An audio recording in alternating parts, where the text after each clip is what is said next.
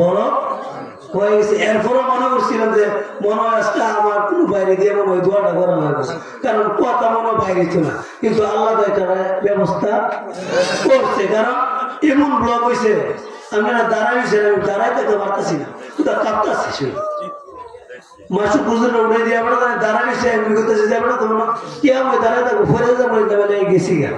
কারণ যে একটা অবস্থা হয়েছে শরীরের কাপড়ে ওই গুলিও উঠবো, কারণ আয়োজন করছি সন্তুষ্টভাবে হাই টানলে যদি আপনার শরীরে শক্তিও না থাকে, প্রেম থাকলে আপনি 10 মিনিট দৌড়ে যেতে পারবেন। এই প্রেম দিয়ে চলতেছে, শক্তি দিয়ে চলা সম্ভব না।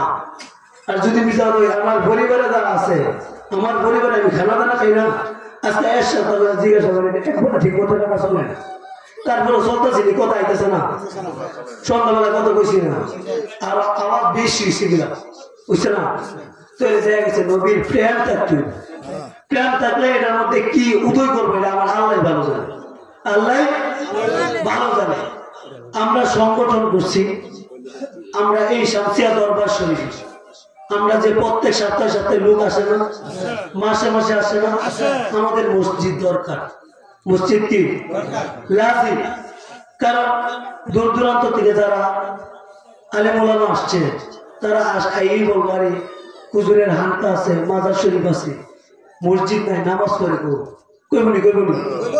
আমরা সকলে মিললাম যাতে প্রত্যেক সপ্তাহ জুম্মা নামাজ, প্রত্যেক মাসে মাসিক মাহফিলের দিনে নামাজ পড়তে পারি, এমন একটা পরিবেশ করার দরকার আছে না? নাকি মসজিদ দিলে গুনাহ? কথা বুঝে না, গুনাহ না। আমি যত যদি আল্লাহ আমার খায়াতে বাঁচাই নেই, এই দরবার শরীফে যে এই দরবার শরীফের আন্ডারে জায়গা একত্রভাবে হয়ে গেছে ইনশাআল্লাহ। মসজিদ, মাদ্রাসা, মাজার শরীফ, হানকা শরীফ এর জায়গা মোটামুটি ইনশাআল্লাহ দরবার শরীফের পক্ষ থেকে হয়ে গেছে। ওই জায়গার মধ্যে মাদ্রাসা, মসজিদ এবং হানকাটা যেন করতে পারে, আল্লাহ যেন কইরা আমার দুনিয়া থেকে বিদায় করে দেয়।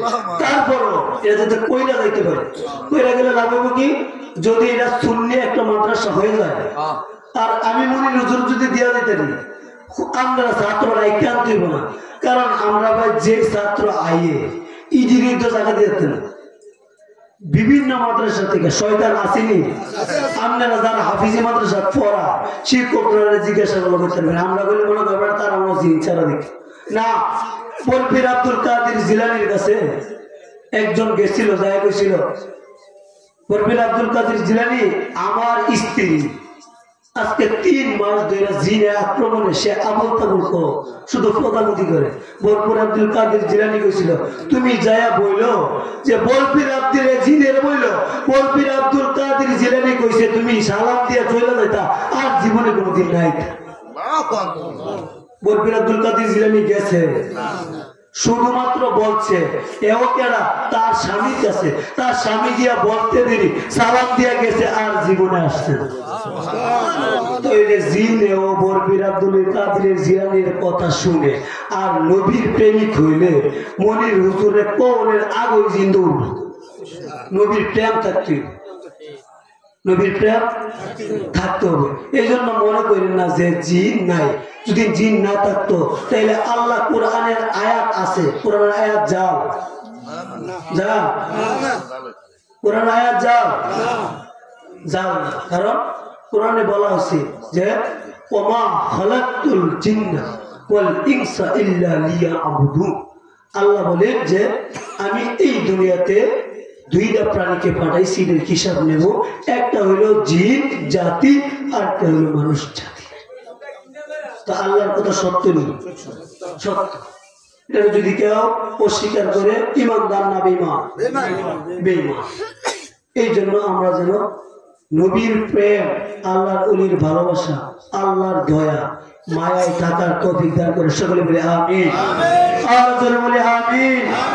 কষ্ট হইতেছে আমি জানি, পাইতেন না কিনে জানেননি, ইনি প্রেমিক, ইনি কি প্রেমিক। অত্যন্ত অন্য হুজুররা কইলে কষ্ট পাইল, আমি কইলে কষ্ট পাইতো না, পাইলেও মনে করবো পাইছি না।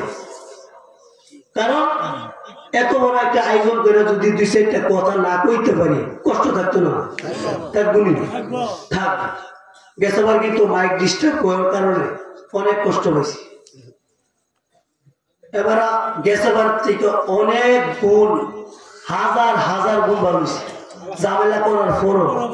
কারণ ঝামেলা করার পরও ঠেলা ঢুকতে তারা নিজেরা অন্যায় করছে। তারা কেনা কথাটা বুঝছেন? অন্যায় করছে তারা, আবার সংশোধন করছে তারা। আমরা গেছি না? গেছেন? আমি কইছি যদি